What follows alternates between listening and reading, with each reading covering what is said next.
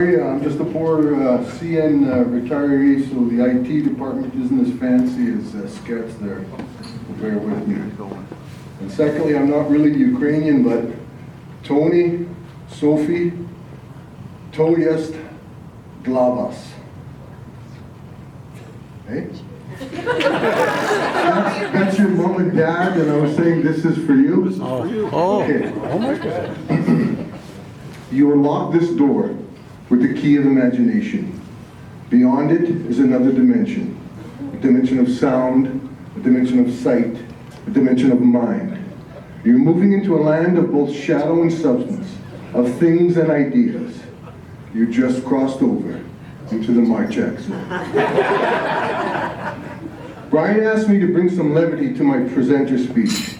He said, don't bore people listing my rugby accomplishments, awards, my athletic feats extraordinaire.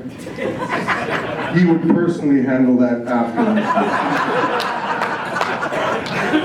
Brian began his rugby career as a member of the St. John's High School rugby team, which won the inaugural season of the Winnipeg High School League, and the three after that. Benj, a bit of an academic, took full advantage of the 4-year grad program afforded him by St. John's and traveled with the team to England. The Brits had seen 2 world wars, but unfortunately, neither had prepared them for the Ukrainian invasion.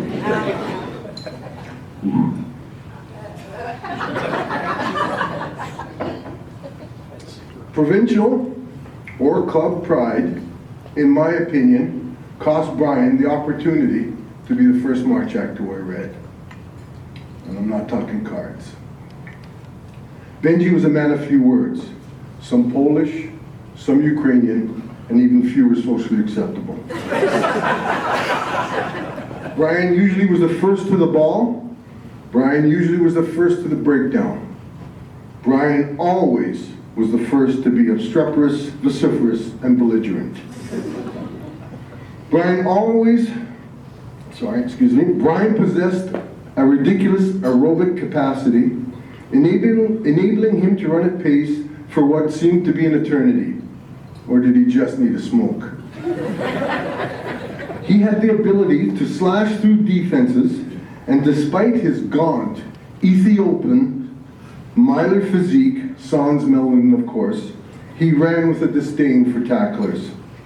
Defensively, Brian could cover more territory than Jim Babiak and Dave Wheeler combined at a ladies' free night North End social. Benji was fortunate to play alongside his older brother Larry, to whom he always looked down upon. Munch embraced much the same compassion for his younger sibling, evident because Munch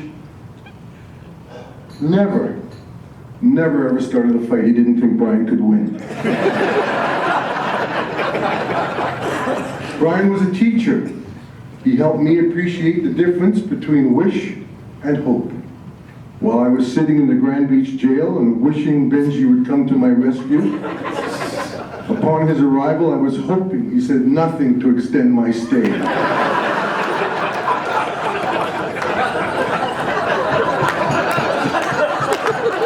Benji was a game breaker.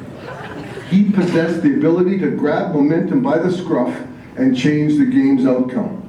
As a kicker, I had many factors to consider prior to attempting a kick at goal.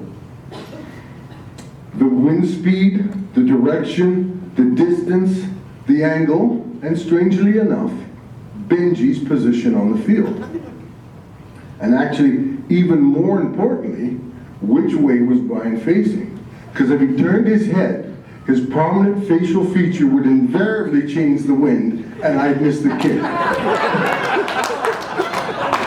Brian's belief in his physical prowess, combined with his self-efficacy, superhuman feats proved mediocre in effort and skill required. That's the only explanation I can offer as to why he would attempt a 50-yard drop goal in a real game. Thankfully, it turned out to be a quintessential no-yes moment. We all were looking, no, Benji, what are you thinking? And yes, baby, as it went through. While pondering the possible scenarios, situations, and silliness to share, it occurred to me that unbeknown to most of you, Brian had a softer side. I mean, who knew of his proclivity to polka? Hell would surely freeze over before you assumed Brian was passionate for Kosenki. My wife said I'm supposed to tell you that's egg painting, but I know you don't know that. And his ectomorph body style belied his penchant for pierogies. Larry, I'll help you look up some of these words later.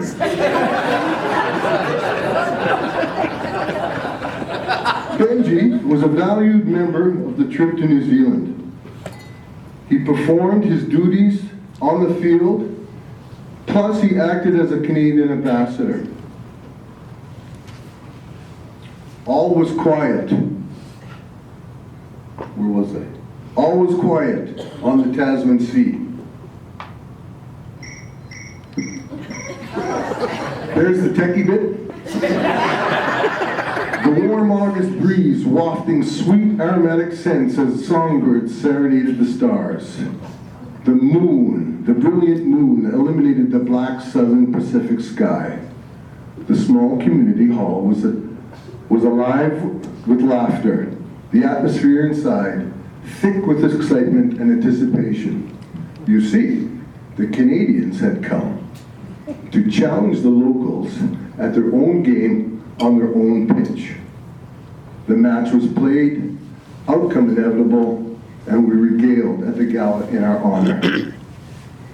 It started barely audible at the back of the venue. The Maori warriors grew restless as the din gained in intensity and proximity. It was a chant, non-discernible at first, but captivating all the same. Hoisted high above the mass, humanity on a huge platter, a golden lamp, to honor our hosts. As it approached, the smoke cleared, quiet fell on the gathering. The gasps, guffaws, shrieks erupted at the realization that it was not a mythological idol, but merely a flaming arsehole. In all his glory, sporting only his glory and what his mommy gave him, a naked Benji, apple in mouth, flaming torch firmly ensconced in his anal sphincter, and a tube sock where his dangly bits should be. Brian's play always inspired us, me, to be our best.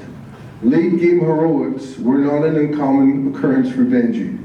The fact that his talent was internationally appreciated and coveted undeniably speaks for itself and volumes about his ability to play the game of rugby. I would now like to ask Brian Marchak to come up and accept his award.